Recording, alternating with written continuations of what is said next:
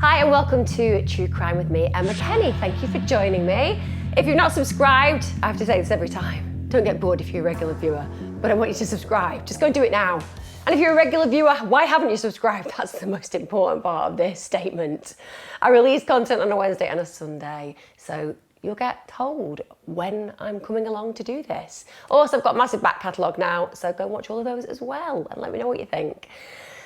I'm not gonna lie, today's true crime did nearly send me over the edge, learning about it. I think I've got quite a good knowledge of serial killers, but I'm afraid this particular serial killer I wasn't aware of. He's known as the Co-Ed killer, but many of you will know him as Ed Kemper. And I wanted to cover it because you've given me a list of those to cover, and he featured highly on many of your lists. Hopefully I'm going to give some added value to this. Let's talk about Ed Kemper and what created him, and really what led to some of the most gruesome serial killing behaviour I have heard of. So Ed Kemper was born on December the 18th, 1948. He was born in Burbank, California. He was the middle child in his family, and whilst he did have parents who were married, they did get divorced in 1957. So he was a young child when that happened. And that definitely affected the way that Ed Kemper would view his life, but certainly women. In fact, the impact that his mother had on his relationship with anyone in his world was very much motivated by his opinion that he had towards her, and also, as far as he was concerned, the opinion that she had of him. Almost obsessively, I would say, he had a great concern regarding the relationship that he had with his mum. So after the breakup, he moves with his mother and his two sisters to Montana. I'm not gonna lie, from day dot, Ed Kemper struggled with mummy issues. We do see this with serial killers, not with all of them. Some have perfectly reasonable mothers, some have good mums, but there does seem to be quite a large percentage who have what I consider mummy issues. That might be to do with abandonment, attachment, or in this case, it might be a nice dollop of critical codependency, but certainly there were struggles from day one. She was an alcoholic throughout his life, and it seems like there was a huge amount of criticism throughout his life. She liked to blame him. And when you watch Ed Kemper interviewed, and he's interviewed quite a lot throughout his ages of being in prison, he constantly returns. The rhetoric he has is about his mother. There is accountability and responsibility to some degree within the crimes that he talks about, but most of the time it just comes straight back to Mummy Dearest. One of the things that I've got to acknowledge about his mother's caretaking is, in this day and age, she probably would have been a social services case. Now, on one level, you're going to hear what I say, and you're going to say, that's horrific. Then on another level, you're going to go, oh, hang on a minute. So when he's 8, she forces him to go and sleep in the basement, and she locks the basement door. So he's not allowed out, which means obviously he has to use the toilet in there if it's in the night. He's scared. It's very dark. It feels like a place that most children would fear. And obviously being condemned in that way would have been really challenging for an 8-year-old. However, the reasoning that his mother gave for doing that was that she was fearful he was going to sexually molest his sisters. I'm not saying that he was definitely going to molest his sisters. I'm saying there was something instinctual, intuition-based that his mother picked up on. Look, I'm not acknowledging in any way, shape or form that it's acceptable to lock a child in a basement at 8 years old. It's reprehensible, it's abusive. But I'm also not going to ignore the fact that alcoholic mother, critical mother as she may have been, there was something within his makeup from a very early age that she was concerned about. And to some degree, whether she was creating that situation, whether she was enabling the activation of those problematic behaviours, or whether she just genuinely did note that there was something troubled about Ed Kemper, it does seem, as time begins to move on, that her fears are being realised. Like I say, some of that could be down to the parenting, but signs of trouble become pretty early. So Ed Kemper has a real dark fantasy life. From a really early age, he has these almost obsessive fantasies about killing his mum. He also starts to do what brothers can do at times. Hey, I remember my sister having quite a lot of China dolls. I didn't like dolls. I felt that the dolls deserved a new haircut. And when she came in and found her pottery dolls, all with new bobs or spiked hair, she was pretty angry. I'm not a psychopath. I just like the idea of cutting dolls' hair. So when kids do horribly destructive things to dolls, it's not resonant of them becoming some kind of criminal. If you've got a kid at home, like hanging the dolls, don't be like, oh my God, I've got an Ed Kemper in the making. Very often, it's just play. But Ed Kemper, remember, we've got this instinctual relationship that mum was having towards him regarding behaviour around his sisters. And he starts doing things like cutting the heads of his sisters' dolls. He also starts getting girls that he plays with locally into a game that he calls Gas Chamber. Not the most normal childhood game. I was playing Free Whip, but Gas Chamber. So what he does is he gets them to blindfold him, lead him to a chair, and then he basically goes on, sits on the chair and rides around like he's some kind of torture victim until he dies. As I said, children do get up to the weirdest of things, but this is super weird. And when we look at when his behaviour starts to go from fantasy into some kind of reality play, we know that the first victims of his were cats. Again, it does seem that a lot of serial killers have this particular connection with wanting to kill cats. I appreciate that they kill other animals as well. It's one of the indicators of problematic behaviour. But cats tend to symbolise the female imagery. So felines are very often portrayed as the more feminine. So if you're murdering cats, I think they're often essentially representation of the female form. So at 10, he buries one of them alive, which to me is just horrifying, because you know that firstly, you're taking a family pet that is loved. Secondly, you're not killing them, you're extending the period of torture. And there's a defenselessness and vulnerability about animals. So to actually go ahead and bury an animal alive, that's an extensive amount of torture that you're inflicting. It's control, isn't it? But at the same point, it's control with these really macabre elements. And I think this is Ed Kemper starting to grow into the man that he became. At 13, he gets another family cat and he slaughters it with a knife. So we've got this really problematic psyche growing. And we already know he's obsessed with ideas of killing his mother. He's already killed animals. He's playing out very, very unusual fantasy gameplay. And he's already dealing with, shall we say, some dysfunction in the fact that he has got an alcoholic mum and a separated father. Like lots of young people who come from broken homes, there is a longing to connect with a parent that you have been separated from. And when you listen to Ed Kemper talk about things in interviews, he will say that he went to stay with his dad and it was a really positive experience, but that doesn't play out factually. We know that he did go and stay with his father, but he was actually rejected.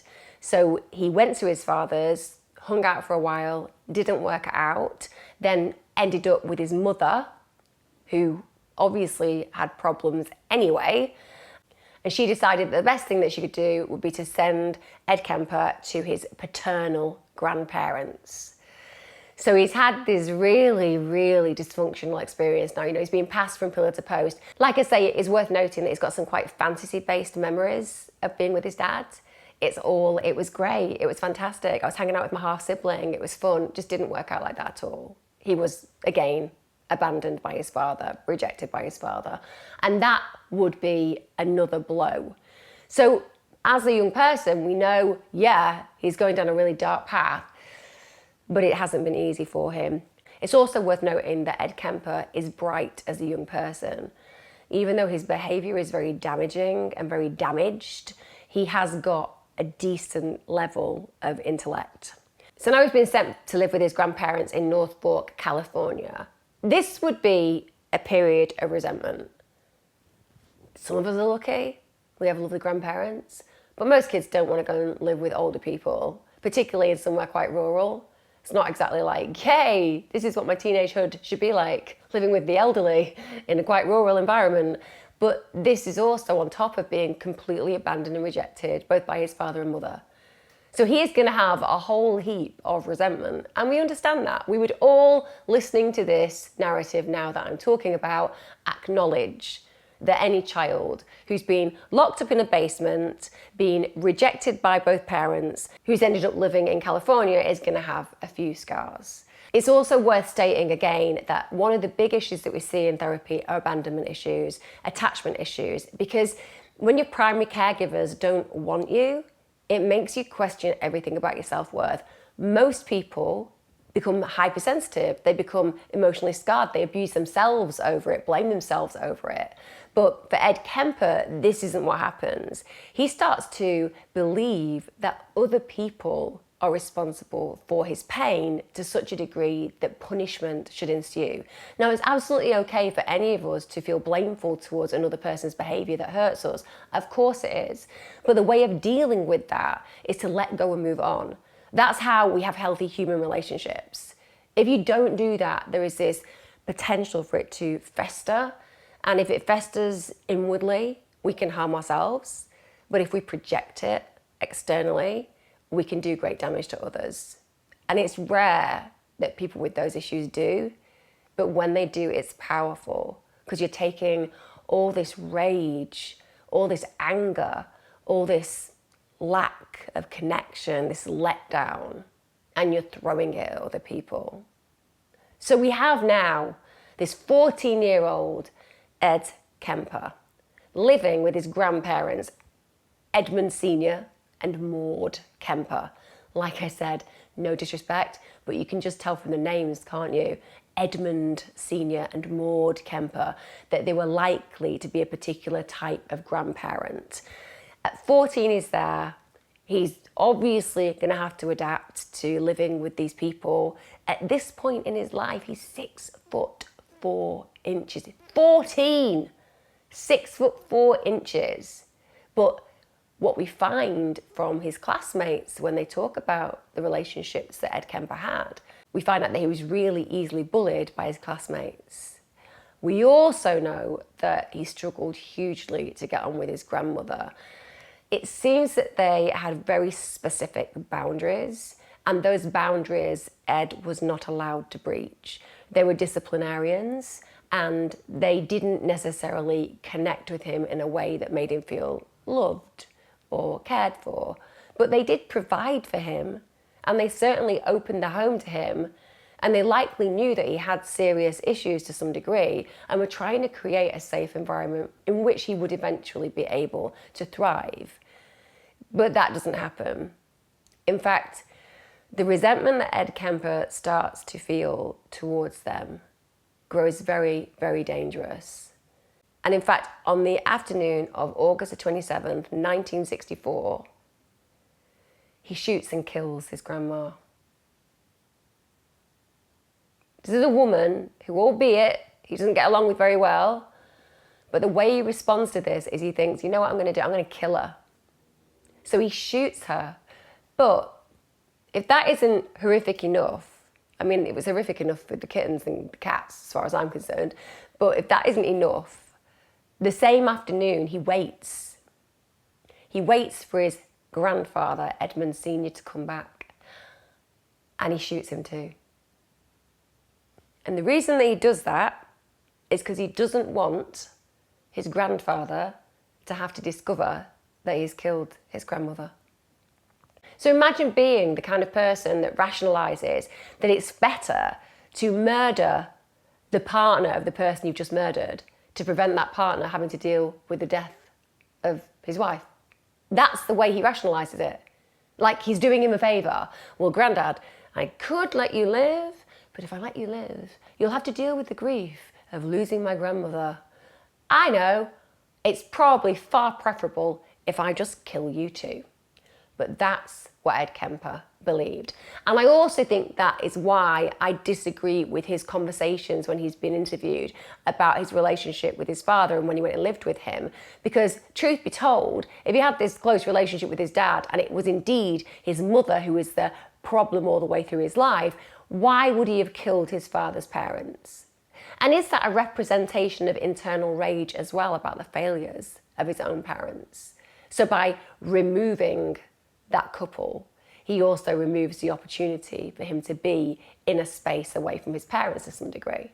There are all these kind of things that go through my head when I think about Ed Kemper's reactions and actions. So yeah, he kills his grandmother and his grandfather, and ironically, it's with a rifle that's been given to him by them for Christmas the previous year. Now, how that played out, there are lots of different sources. Some say that it was because Kemper had an argument with her, and it was a very spur-of-the-moment reaction.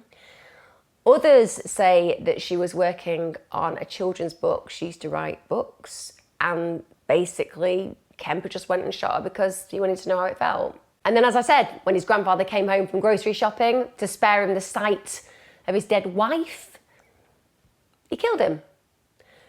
The 2 phone calls that Ed Kemper makes is another telling indication of where his head was. So the first telephone call he makes after murdering that innocent couple is to his mother.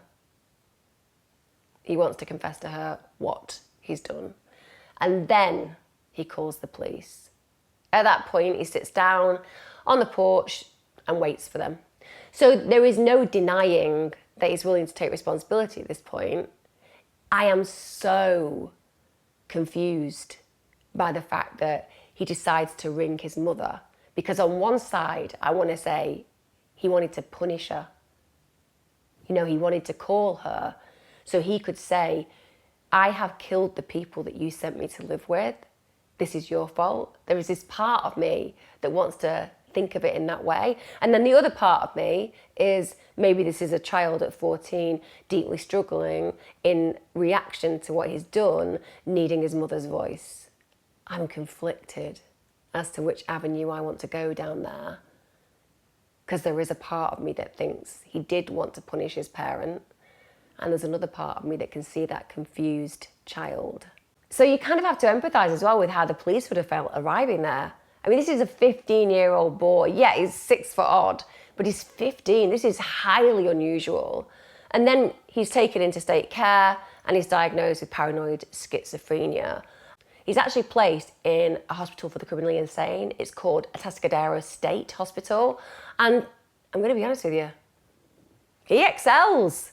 If ever there's a place that Ed had fitted in, it was here. He got on incredibly well with staff. He got on with his psychiatrist brilliantly.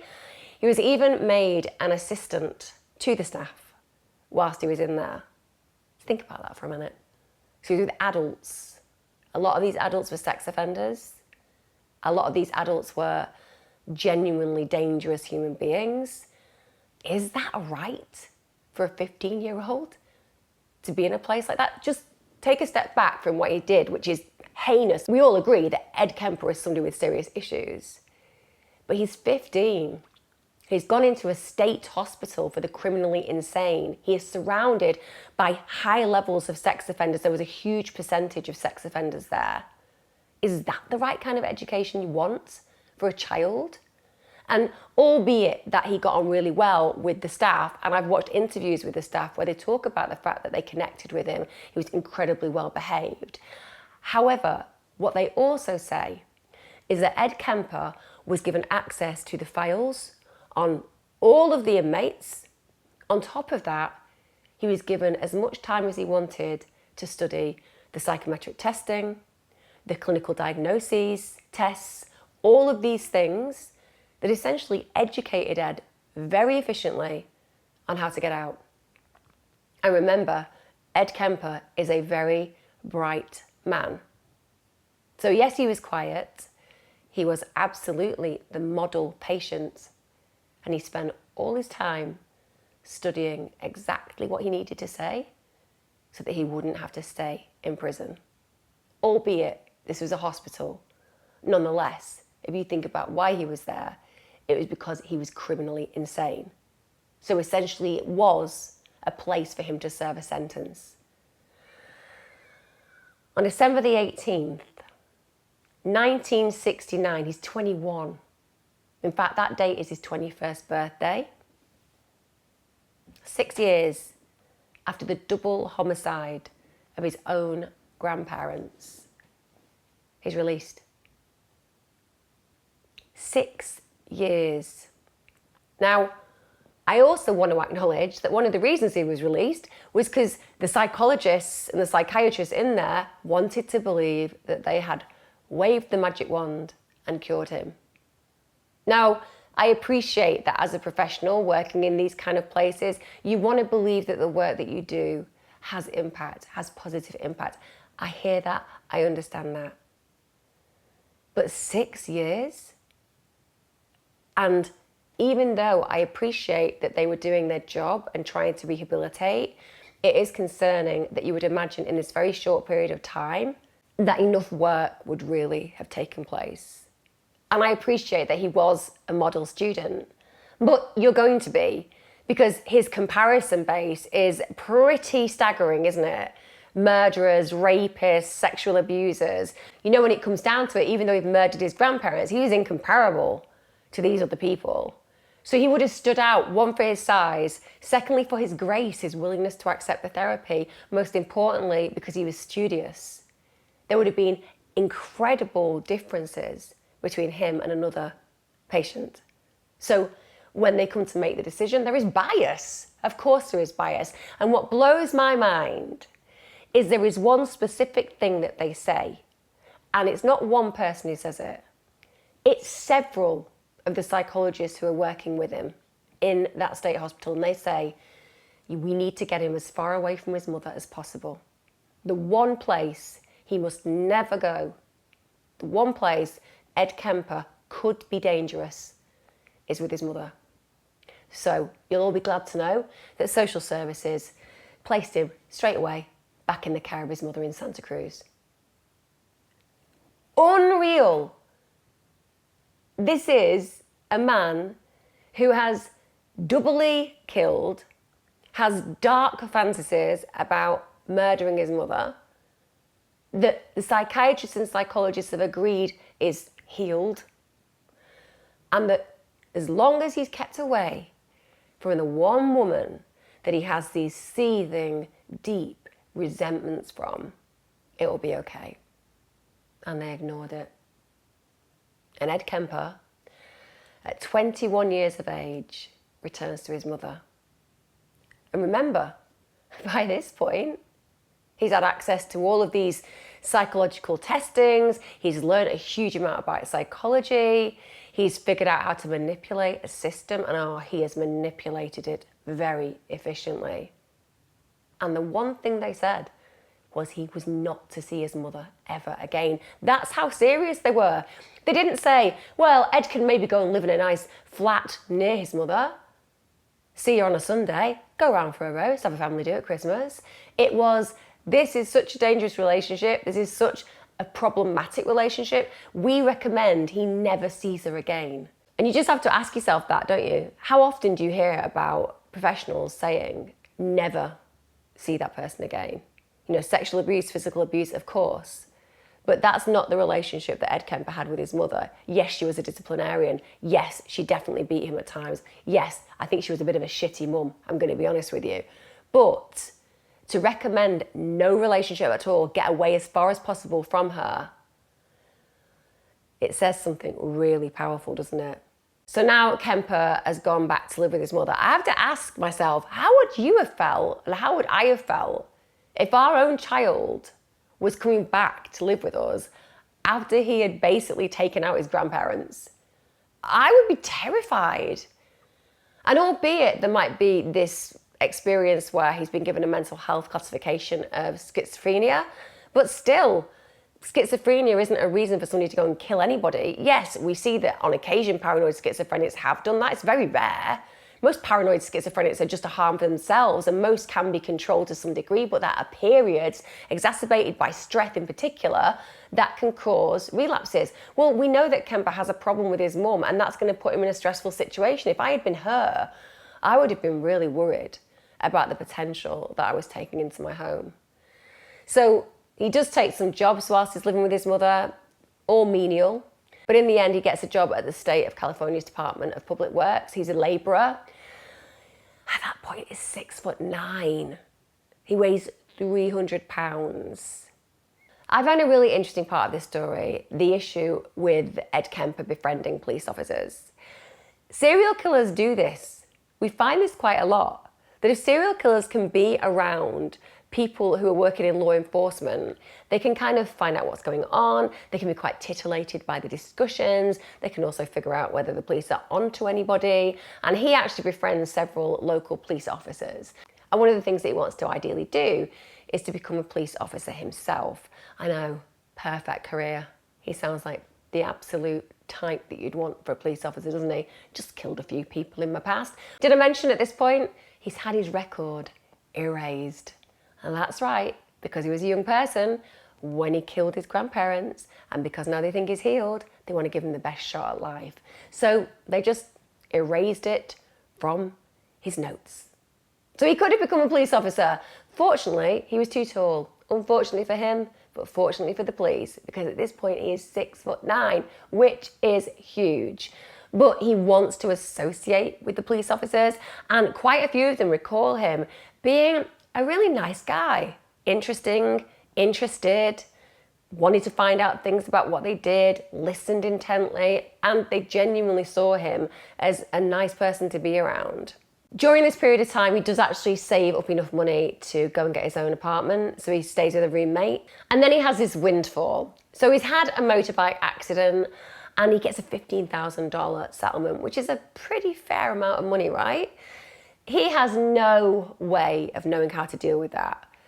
This shows the emotional immaturity that runs throughout with Ed Kemper, because $15,000, particularly when you've had a problem living with your mother and you're now living in an apartment with a friend, you're gonna think, wow, what could I use this for? Maybe I'll put a down payment on a property. But no, his immaturity and lack of emotional understanding means that the first thing he does is goes out and buys a yellow Ford Galaxy, and then he starts putting plans in motion. This is why I think connecting with the police has been part of his goal, because he knows that there are things going on in his head that are starting to make him think about those dark fantasies from the past. And he starts to go on these dummy runs. Now, as we know with people like BTK, they go trawling, they go looking for victims, they go through the motions of what they're going to intend to carry out in the end without actually acting on it. So for a period of time, Ed Kemper gets in that yellow Ford Galaxy and starts cruising in the Pacific Coast area. And he does that because basically he's looking for female hitchhikers, because whilst he's building his confidence by picking up these female hitchhikers, he's refining how he needs to be around them. Think about that. He's 6'9".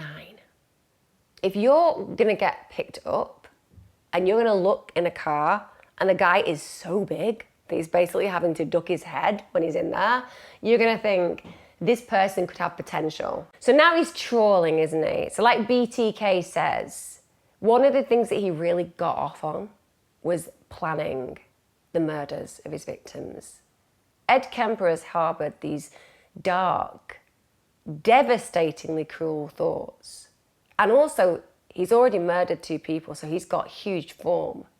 And now he's got access to this money, he's bought this car, and he starts to go cruising down the Pacific Coast area. When I say that, it makes me think of sunny days and the beach and just like joy, right? Cruising the Pacific Coast area. Sounds idyllic, but all he's doing is looking for female hitchhikers. At this point, it isn't so that he can kill them. At this point, it's to hone his skills. Because remember, he's 6'9". Would you get in a car with a 6'9" man? Because you've got to have a safety mechanism. I've hitchhiked. When I was younger, I was living on a commune at points. I wanted to get around places. That's what I did. Looking back, I think, wow, wouldn't do that now. When I used to live in New Zealand, I had a camper van. I used to pick hitchhikers up all the time. Again, I was young and I didn't think ahead. I thought it was quite cool. On reflection, it makes me feel panic that I used to do that. But this is something that people used to do very regularly. You don't see it that much anymore, but it was very, very regular. So he's just going to hone those skills to make people feel comfortable getting in the car with him. He's got to do that. The more he can get people used to his presence, the more he can try out, well, what's the best way to get a girl in the car? How can I make her feel at ease? That means that when he comes to actually carry out the murders, he's got a really good chance of connecting with somebody enough to get them in the car. Also at this point in time, whilst he's cruising, whilst he's practicing those pickups, he's buying his kill kit. So he's building his kill kit. Now, obviously, somebody can look at this and say, well, he wasn't doing anything at this moment in time in particular. You know, he was just getting the girls, dropping them off. Yes, he's buying a few bits and pieces, but does this really mean that he's leading up to killings? But for me, this is something that he's been planning for a very long time. I imagine that most of us would have been utterly horrified if we killed our grandparents, then gone to a state hospital, had all the therapy, been found to be safe. At that point, that would mean that I'd need to have shown conscience. I would have needed to have demonstrated that I was somebody who recognised my culpability for the crime. I need to have a belief that what I did was wrong. That's why I'd be safe. But Ed Kemper's not done that. He spent 6 years learning how to manipulate even psychiatrists. This guy is an artist where this is concerned. So whilst he was meant to be healing, he was just living in his fantasy world, plotting his escape and getting ready to do what he was really born to do, in his opinion: kill women. The fact that he's getting supplies chills me to the bone. And Ed Kemper did a lot of dummy runs, and he did that because he wanted to make sure that he perfected his skills so that he didn't get caught. And I'll be honest, I don't think he would have got caught at the time he did, had it not been for a very specific incident completely unrelated to the killings, completely unrelated to the disappearances of co-eds. We'll talk about that later. But he really had become quite professional in planning what he was going to do. Now, he's burnt through the money at this point. He's got his car, and because he hasn't put any away, it means that he's got to go the place that realistically no one wants him to go, which is back with his mother. Arguably, we know that serial killers struggle when they're stressed. We know that there are increases in killing when they go through periods of difficulty. And we know that Ed Kemper's mother is a major stressor for him. And before he's moved back there, he's been doing all of this grotesque planning. What pushes him over the edge? And it's likely that he returns home. At this point, his mum's been divorced 3 times. And when he talks about the relationships with the men that she had, he says that she would criticise them and condemn them so much that in the end, she would poison the relationship. She would almost use them up to a position where they were emasculated, and then that relationship would end. She was also very successful at what she was doing at the university. So she was a successful business person, and that concerned him as well. Because Ed Kemper wants to point out all of her failings, yet in some ways she was thriving. He despised that success. I believe getting back home, having this contempt, this resentment, this disgust to some degree for his mother, is the tipping point. So on May the 7th, 1972, basically Kemper at this point has done so many dummy runs that he knows the kind of girls that he's looking for, or the kind of girl that he's looking for, and also how to lure them in to his car. And it's at this point that he sees 2 18-year-olds who are hitchhiking. They're both students from Fresno State University. One of them is called Mary Ann Pesk. The other one is Anita Mary Lucchesa. They want to go to Stanford University. They're both students. He drives past that, and at that point, they're both going to know that something awful is going to happen, aren't they? I always put myself in that position of being that victim. Even though you're with your friend, you're going to know that something awful is going to happen. And when he got them into the car, they did kind of question, according to Ed Kemper, whether to get in. Because this is a big guy, and his car didn't have 4 doors, it had 2, which means that basically the person in the back is trapped. And he was very clever about the way he did it. He knew the area that he was going to take them to. He knew it wasn't somewhere familiar that people who knew him would expect him to be there. So he wasn't going to have anybody notice him. That was important. He'd really worked it out. So these two girls get in the car thinking that they're going to get taken to Stanford University. Remember, Ed Kemper works for the highway department as a labourer. He knows the roads. So the way that he manages to take them to the place that ultimately he's going to murder them doesn't really get their attention for a period of time, because he just seems to know where he's going and they're just trusting that he's going to get them there. But then they obviously arrive at this secluded, wooded area. And at that point, they must have known. And imagine that feeling that would be going through their gut. That sense of, why has he stopped? Why are we here? And even though there's two of them, this man's 6'9", he's built so big, they know that they can't confront him, they can't challenge him. They must have been absolutely terrified. So in that moment, you have to ask yourself what runs through their mind. And it must have been, at best, he's going to do something sexual to us and assault us. But at worst, he could kill us. And I genuinely believe with Ed Kemper, all those victims would have had those feelings. There are different accounts of how this happened, these murders, but I'll take you through the account that the police give, and then I'll tell you what he himself has said. The way that the police say these murders happened is initially Ed Kemper got Mary Ann Pesk and handcuffed her. And then he took Anita Luchessa into the trunk of the car and locked it. He then returns and stabs Mary Ann Pesk brutally to death. And it was not an easy killing, let me tell you that, because he hadn't stabbed somebody to death before. Although I will say there were reports with his grandmother that after he'd shot her, that he also stabbed her. But I can't definitively say that was the case. There are reports that that was the case. So he may have stabbed people before. But essentially, this is the first knife killing. And you may think it's easy to kill someone with a knife, but unless you're getting through vital organs, it can be a very protracted, drawn-out, terrifying death. Remember, Luchessa is in the boot.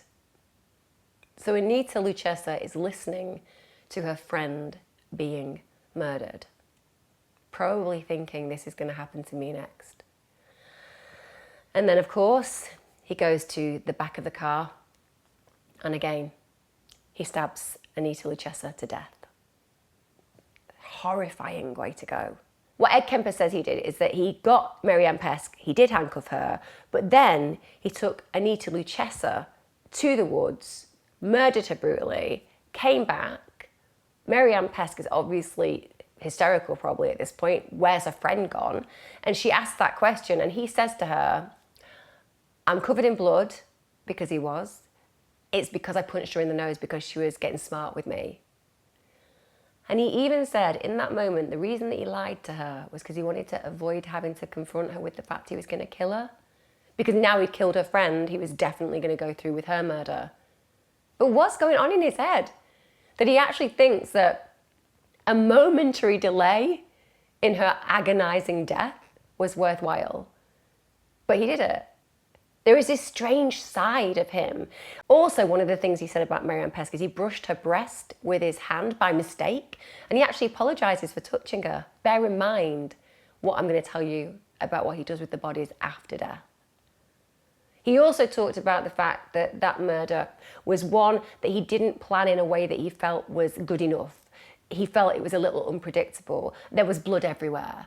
If somebody had stopped and saw, it would have been obvious. So even though he'd planned so much of it, he wasn't schooled in how to get away with that murder. So then Ed Kemper takes both of the girls' bodies, and they were girls, they were 18, puts them in the trunk of his Ford Galaxy, and then he takes their bodies back to his apartment to play with, essentially. Remember what he said about them being like toys? They're just for his use at that point, now they're dead. Also, think about the fact that he went back to the apartment. He's sharing it with a roommate. Yes, that roommate may not have been there, but the desire to have his way with those bodies must have been immense, intense, because there is definitely an arrogance, if not a desperation, in taking those bodies back, because anyone could have caught him. What is even more mind-blowing is it's reported that on the way back to the apartment, he actually gets pulled over by the police for a broken taillight. I don't know how he got away with that, because one, there are 2 corpses in the car. Imagine if the officer had done what a lot of people do and they say, can I just check your car, open your trunk, sir? It would have been over, wouldn't it? Or if he'd noticed blood, because there would have been blood. Think about it. When you stab someone, usually at some point you'll go through an artery which will pump, or a blood vessel that will pump. It means you get splatters all over you. He's not had a bathroom available to him. But nonetheless, one of the things about Ed Kemper's personality that is quite chilling is that when you watch him, he's so poised. He's so able to express and explain himself. In fact, when you hear police officers talk about the time that they used to spend with him at the Jury's Inn, it was called the Jury's Inn, by the way, the pub that he'd frequent, they said he was known as Big Ed. Big Ed. The nice, cordial, lovely guy who kind of joins us and talks to us and converses about things, buys drinks, you know? Really nice chap. So he's somebody who's very cordial. Maybe the man who stops him, the officer on the way back, knew him, potentially. And again, who'd expect this nice, big, intelligent guy to murder 2 women so brutally? It's also worth noting at this point that he had an IQ of 146. That's huge. And he can compose himself in the strangest of ways. When I suggest going and watching him interviewed, I really mean it, because he's given so many. And you're always caught by the fact that you kind of think that if this was in any other situation, I'd kind of like him. Oh, he's a bit of a geek, bit odd to some degree, but kind of a nice chap, really open, really honest. Very much in a similar ilk to Ted Bundy. You know that this person is heinous. You know that this person is broken beyond redemption as far as their personality is concerned. And yet there is something warm, almost, about the way they engage. And if you didn't listen to the content and just watched the way that they converse, you wouldn't for 1 minute imagine that they had the capacity or potential to snuff the lives out of innocent young people. So after he's murdered these 2 girls, after he's been stopped by the police on the way home, that would have totally thrown me off. I mean, if I'd have been stopped by the police on the way home with 2 bodies in the trunk, that would have just thrown me completely. I know that I'm not a serial killer, so I can't identify with this. But I'm one of those people that if a police officer pulls me over, I feel guilty immediately for nothing. Like, I've done nothing, but I feel immediately guilty. I'm the kind of perfect person that would probably admit to something that I didn't do. I've just got one of those faces. I'm immediately like, I probably did do it. So he's gone through quite a lot of trauma, albeit one that he's caused himself. And he's dealt with a situation where he's very nearly been caught, and yet he still takes those girls home, gets their bodies, photographs them in various sexual positions, and then has sexual intercourse with their dead bodies. So he engages in necrophilia. He also has a particular like for receiving oral sex from the dead bodies. That's his particular favourite fetish. He enjoys using a dead woman's mouth, essentially. And he does that with all of the killings. The other thing that Ed Kemper talks about is the fact that when you've got a dead body, they don't make as much mess. I think a lot of us imagine horrors and we look at the films and there's blood everywhere, yeah? It only happens when somebody is actually murdering the person. After then, the blood has coagulated. That means it's much simpler to dismember the bodies and dispose of them. So you can cut them, but they won't produce lots of blood. As long as you've got plastic bags and the appropriate types of materials to remove them, you won't make a huge mess in the home. Where serial killers are concerned, there's often 3 stages of the process. So the first is where they actually kill them, the second is where they dismember them, and the third is where they dump them. So it's often 3 places that will be involved with this. That's what the organised serial killer tends to do. And he fits that kind of MO. So after he's murdered these girls, after he's had intercourse with their dead bodies, he then dismembers them completely, chops them up, puts them into plastic bags, and then obviously gets rid of their body parts in different places. He actually takes their heads, both of their heads, and he has a thing, I'm going to be honest with you, about heads. It does get worse. It's not for the faint-hearted, this one. But he takes both Anne-Marie Pesque's and Anita Lucesa's severed heads and he removes them from their bodies and then he dumps them in a ravine. Also, when those girls had had their heads decapitated, again, He used them for oral pleasure. There is nothing more disrespectful, is there? I mean, think about the vileness of that action. How more inhumane can it be that you're not even concerned about their bodies anymore? You're just using their head to pleasure you. And how depraved is that? That you can derive pleasure from that kind of action. I mean, if you are ever going to be in a relationship with someone of any type, the relationship is with the human body, isn't it? With the human. Intimacy is with the beauty of another individual relating to you physically and sexually in a way that you both gain.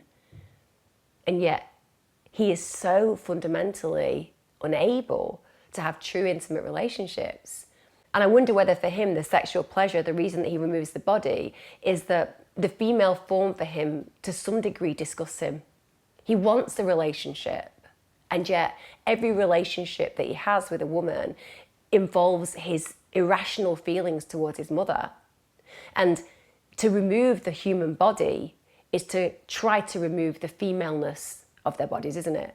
It kind of steps them away from the human female that they are, and instead brings them into a position where there is just a head that he can use, not a reminder of the female form, that resentment that he feels towards the female form, potentially. I'm just surmising that that's a potential. It interests me how he uses those heads. And also, imagine being a family member and knowing that. Whoa. It's August of that year that Anne-Marie Pesque's skull's found. At that point, they've obviously been searching. These two girls shouldn't have gone missing. It was completely out of character.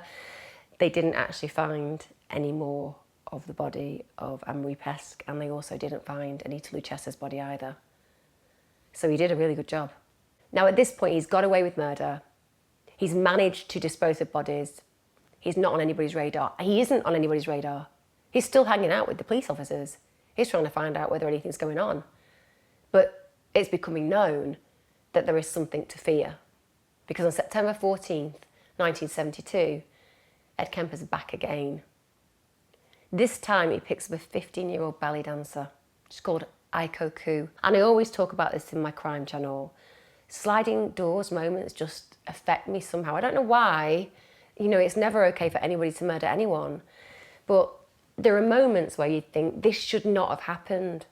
Aiko was a really talented ballet dancer. She's 15. And all she was worried about the night that she got murdered was being late for a dance class. She'd missed a bus. And because she'd missed it and had to wait for another one, it would have got her to the dance class later. So she decided to take a chance. It wasn't something that she did regularly. She decided to hitch. And who turns up? Ed Kemper. And she is so tiny. She's a little dancer. Think about those ballet dancers' bodies. She's petite. He's a 6'9", 300-pound serial killer. So again, he follows the same protocol as the previous murders. He drives to a really remote area, and then he pulls a gun on the girl. And this is what upsets me further. In this situation, when he gets the gun, he gets out of the car, obviously to give himself some reference to be able to shoot her or threaten her, and he actually locks himself out of the car. But Aiko is so confused by this. She probably has no real idea of what's happening. It's just complete shock. And she lets him back inside the car. And the worst bit is that the actual gun that he uses is still in the car. So not only does she see that he's locked out, at that point she could have taken the gun and shot him. But she doesn't. And that innocent, naive kid lets him back inside. At that point, he takes full advantage of the situation. He chokes her, he rapes her, and then he kills her. 15. Oh, you just wish that she'd realised in that moment that this man was going to be full of malice. You know, there was a malevolence about him, but it feels almost like she was just being a good girl and being kind and opening the door. She wasn't thinking, she was just reacting. And that's what she got for that reaction. It's not that I expect Ed Kemper to show her any mercy. It's just a little bit of me thinks, why in that moment did he not spare her? Why? You know, she let him back in the car. She didn't shoot him. But I guess as far as Ed Kemper's concerned is that she could have identified him. He was hardly somebody that wouldn't have been difficult to identify. The fact that he rapes her when she's unconscious, again, that's ramping it up, isn't he? He's sexually interfering with her while she's still alive. But then he carries on, as we expected, going through the same kind of behaviour as he did on the previous murders. So then after he's brutally murdered and raped her, he puts her body in the trunk. But this time it's different.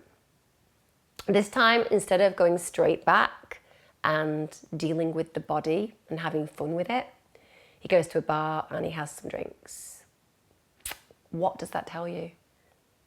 Some of you might think, well, maybe he needed to calm his nerves. No. He was really looking forward to it. It's anticipation, celebration. It's about, yes, dealing maybe with the overexcited feelings because he's just got away with murder in his head again. He's just gone through with it. But it's about extending it. He sits with those drinks, probably chatting to people, who knows, talking to police officers. All the while in his head, fantasizing about what he's going to do with Aikuku's body. That's what's going through his mind. In fact, one of the things he confesses after, when he talks about what happened, he actually said that when he goes to the car park, he opens the trunk of the car to look at Aikuku to see that actually she was dead. It was like a really exhilarating moment for him. Just that sense of, yeah, I've done it. And now I'm going to be able to go and have fun. We know what happens when he gets back to the apartment, guys. I don't need to go through that again because I went into it in graphic detail before, and it's exactly the same situation. Again, he does get rid of her body in the same manner as the other two. At this point, this 15-year-old girl has gone missing. This is completely out of character. It shouldn't have happened. Her parents know something dreadful's happened. They get in touch with the police. Loads of posters go up. And again, we are recognising at this point that this very safe area is suddenly realising that people are going missing. And that people are going missing who essentially shouldn't be going missing. They're not people that have done this before. They are people with good families. They are people who are wanted in their families. They are not strays or people from abusive situations trying to run away. These are human beings with good foundations and good threads of connection. The really difficult thing about Aikoku is that her family put all of this stuff up and no one gets in touch. No responses come back about where her daughter might have been. It's like she just vanished. We know what happened now, but essentially nobody got in contact and said that they'd seen her go missing. So by January 1973, Ed Kemper has blown all that $15,000 that he had. He doesn't know how to manage money at all. This means that he can't afford the rent. So now he's left the apartment he's staying. So he's back with his mother. What do we know about his mother? His mother stresses the hell out of him. Ed Kemper is toxic beyond belief around his mother. Remember all those psychiatrists and psychologists said, no one should encourage this kind of relationship to continue. Ideally, he should never see her again. Because of his financial situation, he's had to return. I also want to note this as well. Ed Kemper's mother gets a really bad rep. She really does. When you hear him talk about her, it's a constant negative. He wanted to love her, but she was always so critical. He wanted her to love him, but she made it impossible. But I'm kind of going, you know what? She let you come back to your home after you'd murdered your father's parents. So yes, she may have been imperfect. Yes, she may have been an alcoholic. Yes, she may have gone through men like water. I don't know. But she let you back into her life. So I'm very worried that the picture that's been painted of Ed Kemper's mother is almost playing into his hands, because certainly she might have been critical. Hey, if you had been a child of mine and you'd murdered your grandparents, I wouldn't be like, brilliant, well done, yeah, that's great. Yeah, totally. You should probably get a progress prize for not killing anybody this week. That's not how it would work, is it? You'd be like, Jesus Christ, what? You killed your grandparents? That is enough, in my opinion, to never see your child again. Sorry, that sounds really awful. I can't imagine not seeing my kids again, but there's a point. And I think Ed Kemper didn't just pass that point, he ran it round 7 extra laps. So she has some level of acceptance or forgiveness. I don't think she invited him into her home to be like, I'm just going to use this to beat you up for the rest of your life because I get off on it. Because she knows he's dangerous. I don't think she was controlling to a point where she thought he wasn't potentially going to harm her, because she knows he can. So he's gone back, January 1973, and that's when he picks up Cindy Schall. She is actually on the campus of Cabrillo College. That's where he actually gets her, and that's where he shoots and kills her. So it's a very open crime. And this is what's happening with Ed Kemper. He's getting more and more overt.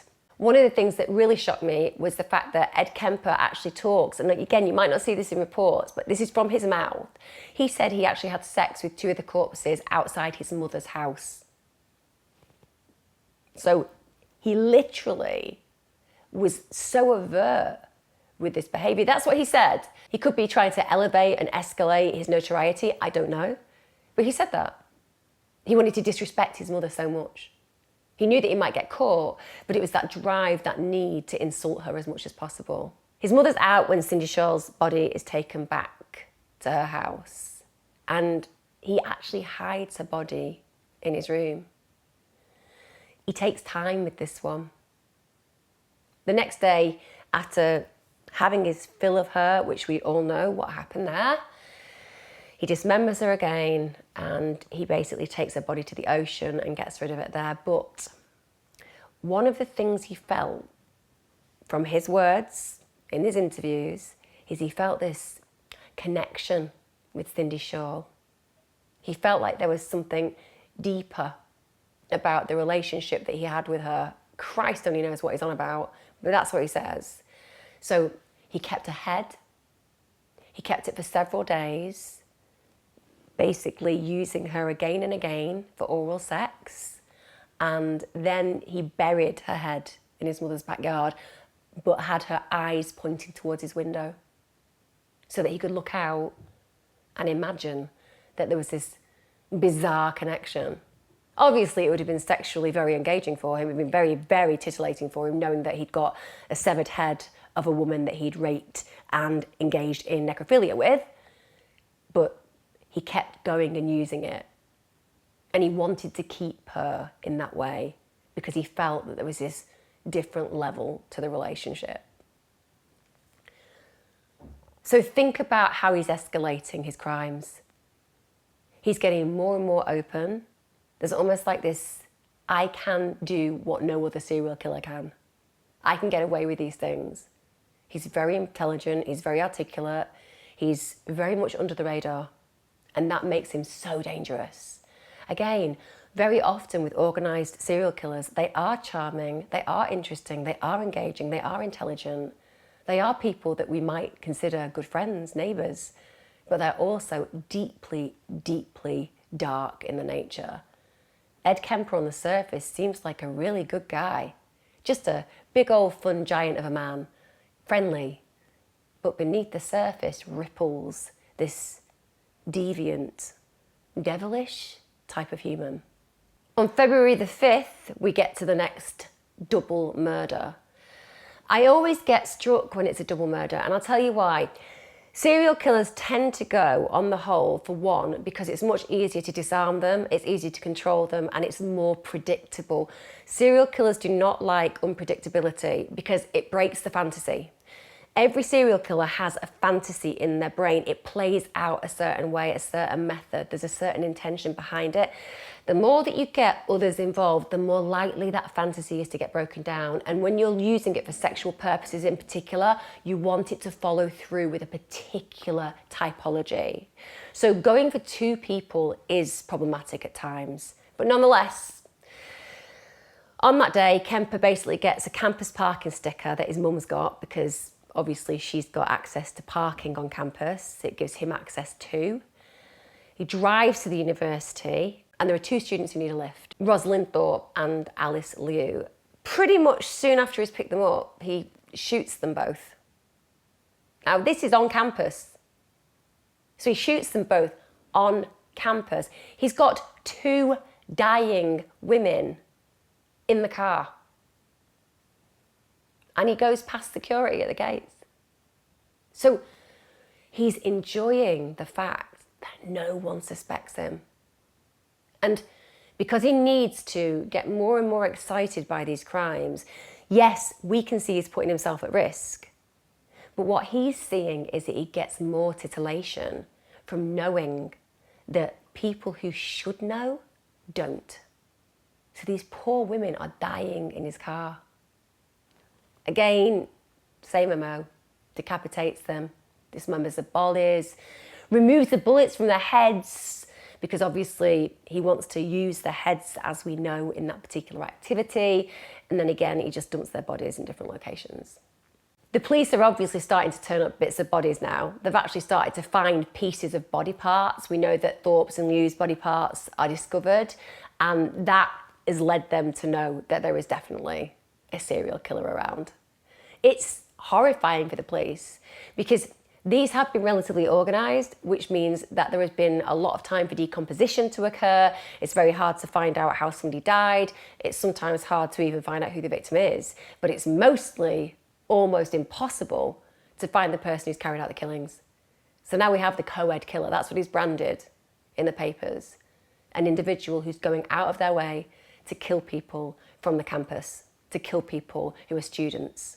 So everyone in that area knows that there is a serial killer at risk. The problem we've also got is, at this moment in time, bizarrely, there are quite a few serial killers around. So this is a really unusual time for police because there are bodies in other states turning up. And of course that makes people think, is it a serial killer who's passed through? Are we dealing with somebody in the local vicinity? It confuses the operation per se. It's also worth telling you now that one of the reasons that Ed Kemper gave himself regarding why he took the head off, obviously I've told you what I think, he said that the head trip fantasies were a bit like a trophy. You know, the head is where everything is at, the brain, eyes, mouth. That's the person I remember being told as a kid. You cut off the head and the body dies. The body is nothing after the head is cut off. Well, that's not quite true. There's a lot left in the girl's body without the head. That's what he said. Can you see how he considers this body merely a sum of parts, something that he can do whatever he wants with? But also the literal description, you know, the fact that he has to validate it by saying, well, it's not quite true, there's a lot left in the girl's body without the head. Of course there is. He doesn't get the way that people are describing the head as the function because of the brain. It's like, well, you know, I've seen the body, I've cut a body up, there's a lot left when the head isn't there. But using the head is very important to him because it's where the brain exists, it's where the mouth exists, it's what we see from, it's what we taste with. And it's very sexual as well. One of the things that I haven't mentioned about what he did with the bodies is because there's a little bit of me that doesn't know whether this is true. Because I've watched the interviews with him and he's never actually acknowledged this, and he admits a lot. But Dr. Joel Fort believes that he also acted out cannibalistic behaviours, so that he would chop up and then sever certain areas of the body and then he would eat them. He took a lot of Polaroid photographs of all of his mutilated corpses and souvenirs of the bodies. And even though we know that he did throw their bodies off ravines or put them in woodland or bury heads in mothers' gardens, the point is that there was this need to still have something of them. And when you listen to somebody like Dennis Nielsen or Jeffrey Dahmer, those cannibalistic tendencies are about almost consuming your victim so it becomes part of you. So it could be that Ed Kemper did that, and certainly that particular doctor did believe that that was possible. Ed Kemper also noted that the reason, when he was asked about why he buried the head in the back garden of his mother, he said that it was because his mother always wanted people to look up to them. And so when he buried a woman's head in the garden, essentially physically she would be looking up at him. I don't think Ed understood that he'd murdered them and that person wasn't seeing anything anymore, but that's what he concocted. I personally don't think that. I don't think he was thinking like that at all. I think he was just using it for sexual gratification, and I think that he wanted to keep it as long as he could. And probably he was titillated by the fact that he knew that his mother didn't know, and therefore he had one up on her. I think that competition that he had around his mother was provoked in that way. Now, how did Ed Kemper get caught out? And I wish I could say it was great policing. There's something about the 70s, isn't there? Where like prostitutes just go missing and people just disappear and the police are like, oh, it's just, hijinks and kids just disappearing from great families with absolutely no history of any problems, and suddenly they're not coming home, but it's probably just they've ran away from absolutely no issues. That'll be it. Or prostitutes, just what happens, isn't it? They just disappear.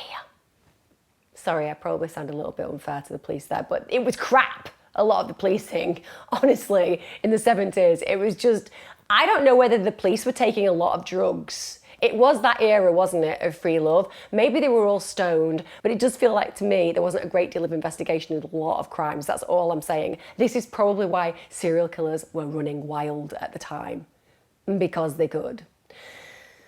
But in April 1973, Ed Kemper commits the crime of the century in his head, which involves his mother.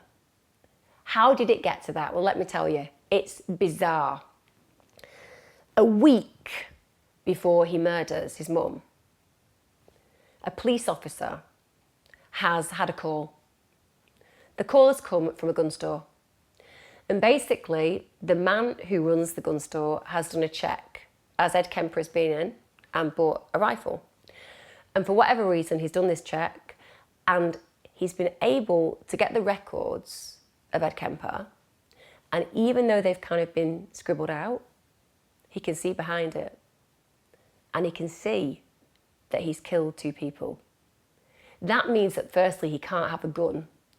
And secondly, the likelihood is that he was unnerved because a murderer has been into his store and tried to obtain a gun. He speaks to the police officer, tells him that this has happened, and obviously that means that the police officer has to tell the other people involved in the department and say, we need to go and get this gun. So it's no big deal. It is a criminal offence for somebody who's committed murder to own a gun, and therefore he shouldn't be. He's done that fraudulently, but arguably it's no big deal. The police need to remove the gun from him.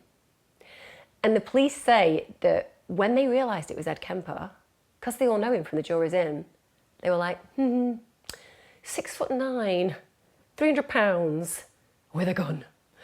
Who's gonna go and get the gun back? And they actually drew straws essentially. And it was the youngest police officer who actually got it. He'd not been on the job long. And they were like, you can go. So 2 of them went, but he had to actually go and ask for Ed to get the gun back. So there was a problem with the address. And when they got to the house, they couldn't tell which house it was. So they hang out for a bit. They're just about to knock on a door to go and see whether they know where Ed Kemper's address is. And this car pulls in. So police officer gets out with his colleague, walks over to the car to ask, do you know who Ed Kemper is? He said that he was kind of lay over both seats. He was obviously getting something. And when he sees the police officer, he gets out of the car. And the police officer said he just got out and out and out because he was so tall. And this guy, as an officer, was 6 foot himself. And he said he towered over me. He has that conversation with Ed Kemper and says, I need to confiscate the gun. Now, what the police officer doesn't know is if he basically looked in that car, he would have seen another gun, which would have probably provoked an even more serious reaction, because then we know what's he got with all these guns. But he wants to distract him, so he goes into the house and kind of talks to him for a moment and then says, oh, hang on, it's in the boot of my car. So he walks back out with him and he opens the boot of his car and he's able to give the police officer the gun. Now, you'd think that that would make him relieved, yeah? Because he's got away with it. It doesn't. Remember, we know that there is some paranoia around Ed Kemper. Let's say that original classification of being a paranoid schizophrenic is true, and the paranoia hits. And he thinks to himself, they know. They're onto me. They've figured it out. He thought that they were just fitting him up. So when that police officer goes, that's a job done. They've got the gun. There was no altercation. It was a smooth job. Ed Kemper thinks they're tracking me. That stress, that feeling that is on borrowed time, that's essentially what sets in store the next events. So it's Good Friday when he kills his mum. He basically walks in and he said that what occurs is she's in bed reading. She often would be reading in bed. And when he walks into her room, she says to him, "Oh, I suppose you're going to want to sit up all night and talk now." And Ed Kemper said that moment, he just knew. He knew exactly what he was going to do. I mean, I think he'd been planning it since he was a child. He said he'd always dreamt of murdering her. I looked at her, I said, "No." I said, "Good night." No, I don't want to stay up all night talking to you. No, I'm going to hurt you. I'm going to kill you. And you don't even know it. That's how it comes across. Also, let's bring back into the room the fact that she's suggesting that this would be probably something they did. Because if she's saying, I suppose you want to stay up all night and talk, that must have been something that had happened before. So again, I will not have it that she was some horrific parent. What horrific mother allows you to stay up and chat with her? She was poor. She was an alcoholic. You know, she's a poor parent in that way. She might have been a man-eater, as was noted, but she was offering them a chance to talk, wasn't she? He then goes, he gets a hammer, and then he cuts her throat with a knife. You know, 5 minutes earlier, she's saying, are we going to stay up all night and talk? And the next minute, he's brutally attacked her with a hammer, and then he cuts her throat with a knife. But then, he cuts her head off. He removes her larynx because he said that's what used to annoy him, the fact that she used to talk. He actually put that down the garbage disposal. So imagine what's going on. This is his mother. Taking her throat, her larynx, put it down the garbage disposal. He cuts her body up, and then, you know what? He uses her head to sexually pleasure himself.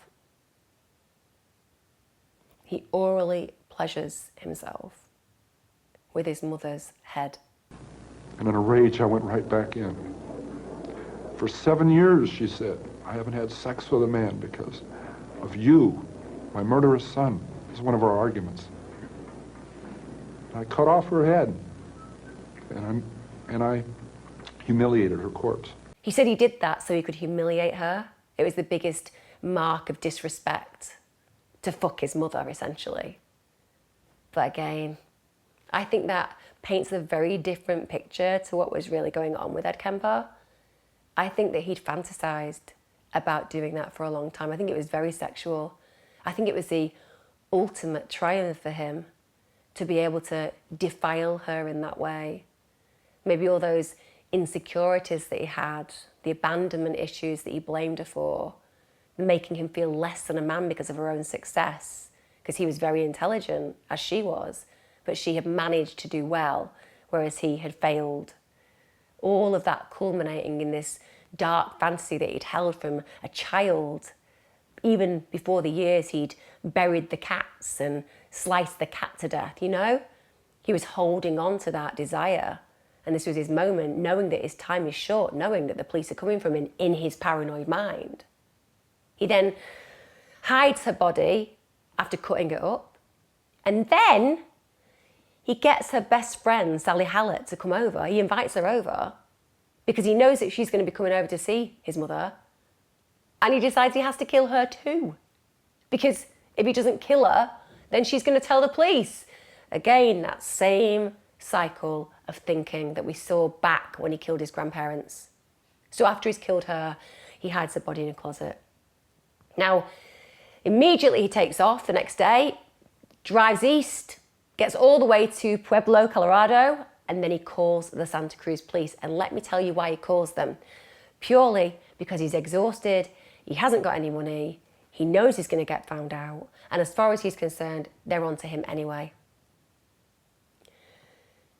Even more bizarre is that when he calls the police, he knows that they're going to struggle to find his address, because people do. So he suggests that they find the cop who came to confiscate his gun, because he'll know where it is. The police cannot believe it. First of all, it's highly unusual and irregular that a serial killer will call and confess. Secondly, they had no idea it was Ed Kemper. They weren't onto him at all. Thirdly, he's actually giving information to make it easier for them to go and note the crimes. The police didn't believe it was Big Ed. They didn't believe it.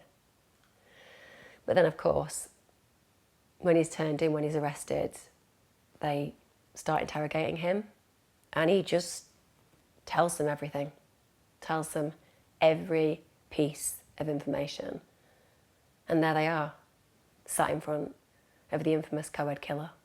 I think he might have killed more people. He's only ever accepted 8 counts of first-degree murder. I just feel like there was such brutality in those 10 months, but also an escalation. It wouldn't surprise me if he had killed more.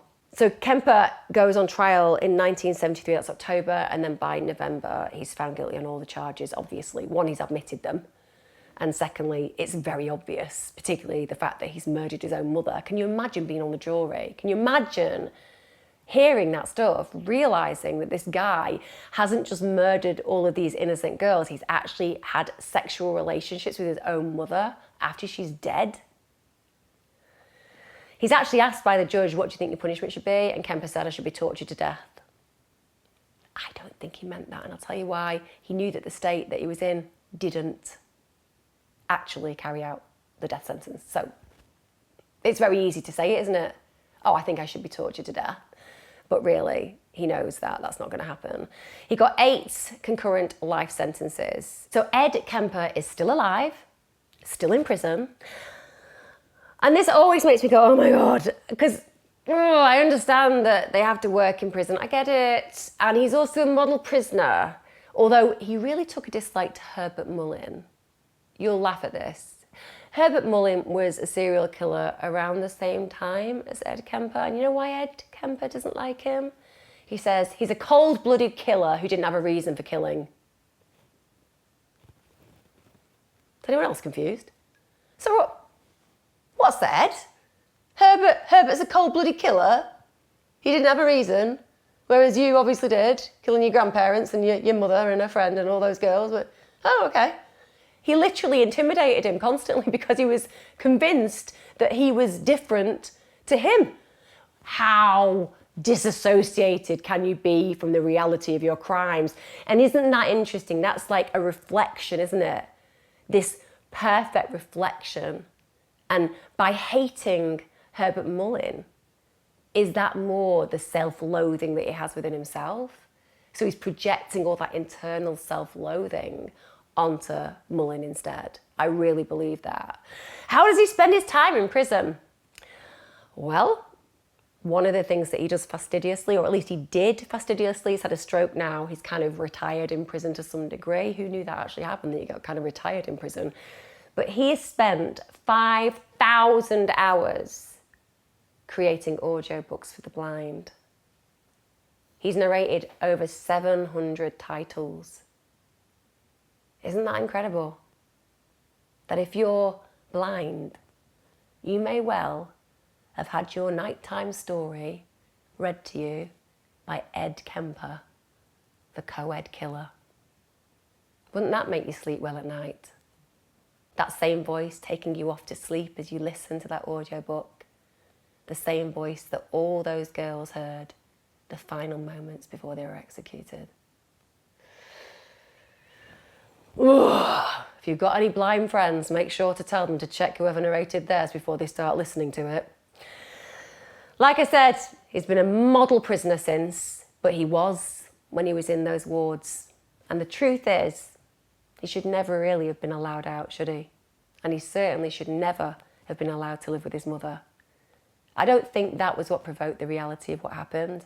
I think he was planning it from being a child. He just got the opportunity, had the intelligence, was provided with the area and the access. And that's what led to him carrying out these multiple serial killings.